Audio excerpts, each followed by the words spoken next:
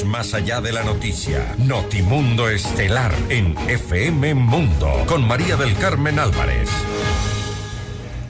Y saludamos a esta hora al licenciado Luis Galárraga, él es gerente de comunicaciones de Keyport. Licenciado, muy buenas noches y gracias por acompañarnos. Le saluda María del Carmen Álvarez.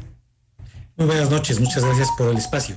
Nuevamente, gracias por estar junto a nosotros. Como lo dije hace un momento, se dio pues hace algunos días esta disposición del COE Nacional de retirar el uso obligatorio de mascarillas tanto en espacios abiertos como cerrados.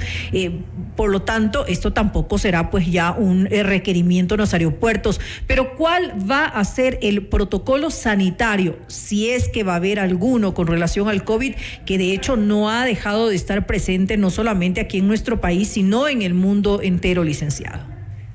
Sí, efectivamente es importante recordar que la semana pasada el COE eliminó la obligatoriedad del uso de mascarilla en espacios abiertos y cerrados. Esto involucra también recintos como el terminal del Aeropuerto Internacional Mariscal Sucre de Quito. Así que efectivamente pues ya se dejó de requerir como obligatorio el uso de la mascarilla. Sin embargo, nosotros hemos hecho publicaciones a través de nuestras redes sociales y nuestra información de que de todos modos se recomienda su uso por precaución, ¿no? Más allá de que no es obligatorio ya su uso. Efectivamente hemos visto que en la terminal de pasajeros la gran mayoría de las personas continúa usando la mascarilla. Y lo que también estamos nosotros solicitando es que se sigan observando otro tipo de medidas de protección sanitaria también, como es la distancia social, el lavado de manos constante. Nosotros mantenemos todos los protocolos de desinfección en el aeropuerto, en las áreas de tránsito de pasajeros.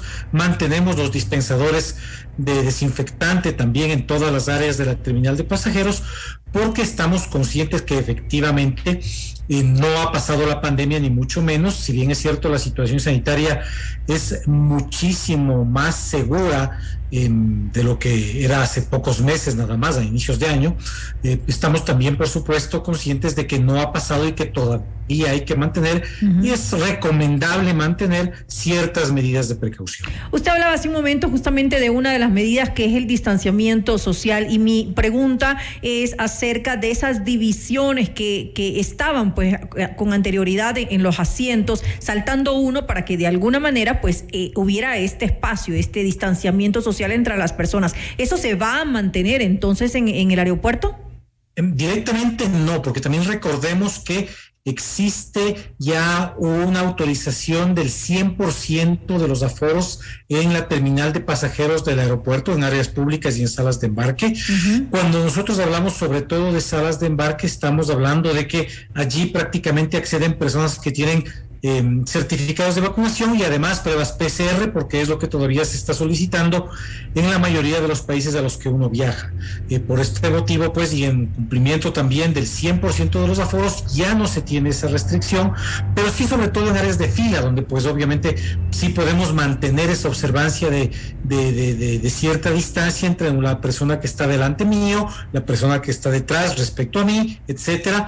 Todavía se recomienda que se mantengan. No es un control obligatorio también, pero sí es una recomendación. Yo creo que las personas en todo este tiempo, en estos poco más de 2 años que tenemos ya de pandemia, pues en su mayoría hemos aprendido a adoptar ciertas precauciones que antes no teníamos, y estas deben seguir observándose por seguridad personal y por seguridad de los demás. En este momento vemos que sí hay una mayor conciencia, con mucha diferencia de lo que había hace 2 años, respecto a lo que debemos o no debemos hacer para tener estos cuidados hasta que ya la pandemia sea definitivamente superada. Y creo que en esto es muy importante ver cómo efectivamente las personas están manteniendo muchas medidas de precaución ya por propia iniciativa, sin necesidad de que alguna autoridad esté detrás de ellos, pues viendo que cumplan o no con tal o cual requisito. Eso es lo que le iba a comentar en este momento, es decir, ahora se vuelve más bien un tema de autocuidado, de que cada uno de nosotros debe protegerse de alguna manera, porque como usted lo acaba de decir, pues la pandemia aún continúa, no es que se ha declarado endemia, todavía en ningún momento. Obviamente usted decía, bueno, en la fila, por ejemplo, que haya esta separación, pero claro, yo le decía lo de los asientos porque los asientos son pegados en realidad. Entonces, tal vez la recomendación es que uno, por protegerse, pues no vaya a sentarse al lado. Mejor que se quede parado en algún puesto hasta esperar que pueda ingresar pues a la sala, al avión o lo que sea, pero no estar todos sentados uno al lado del otro, porque entonces no tiene mucho sentido. Bueno, efectivamente, estos temas ya tienen mucho que ver por la conciencia personal de cada uno y su propio sentido del autocuidado, pero no nos olvidemos también que asimismo, cuando la persona ya pasa a la aeronave, también los asientos están juntos, uno al lado de otro, no hay asientos libres en las aeronaves. De alguna forma, había algún momento...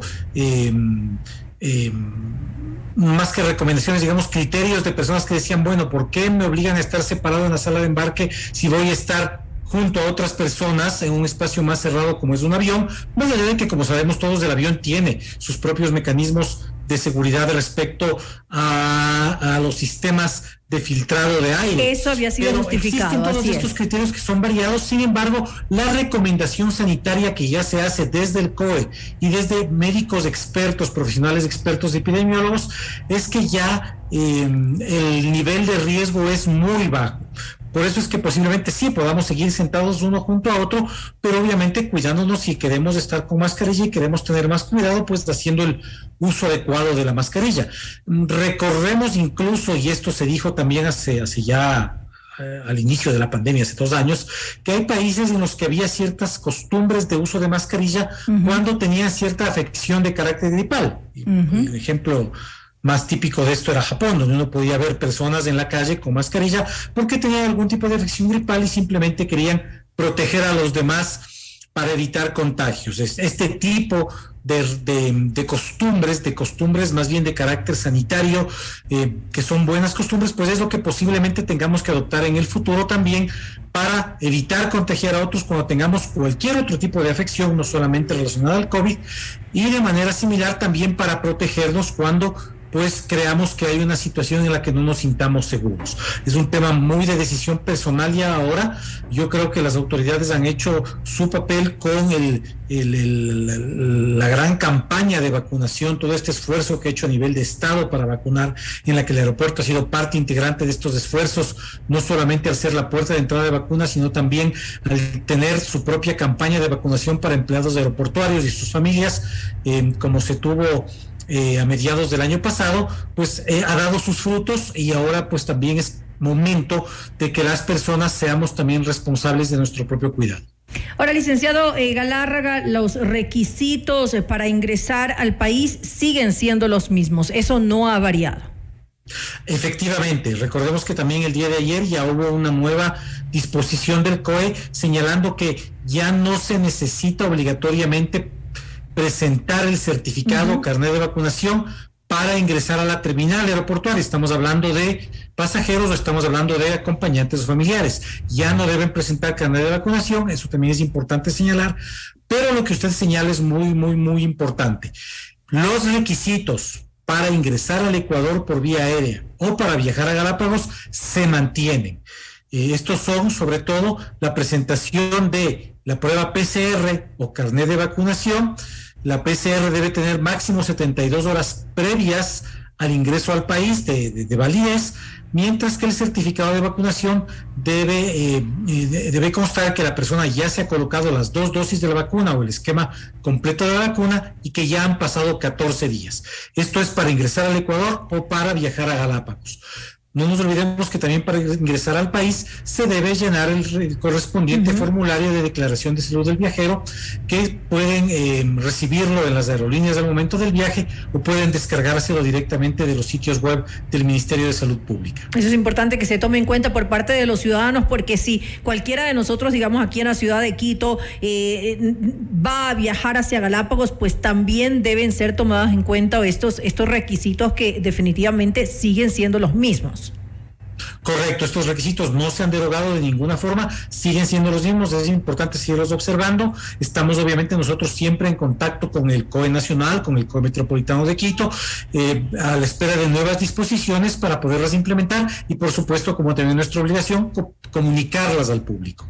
Ahora, ¿qué pasa si en algún momento se identifica en el aeropuerto pues a alguna persona que presenta síntomas que pueden causar alguna sospecha? ¿De alguna manera esto van a continuar en el aeropuerto teniendo esta alerta como para estar, para prevenir cualquier problema posterior? Sí, efectivamente, no nos olvidemos que justamente para controlar la documentación de los viajeros que ingresan al país se encuentran brigadas del Ministerio de Salud Pública a las 24 horas en el aeropuerto. De la misma manera, estas brigadas también están preparadas para que en caso de presentarse alguna persona que pueda tener síntomas asociados a COVID-19, puedan ser evaluadas adecuadamente y por supuesto llevadas a cuarentena en el caso de que se pueda determinar de que son positivos. Esto se sigue también dando en el aeropuerto de Quito como una medida de control también. ¿Cuál es el protocolo exactamente en ese caso? Si una persona presenta algún tipo de sintomatología, puede acercarse directamente, si se siente mal, al personal médico del COE o al servicio médico del aeropuerto.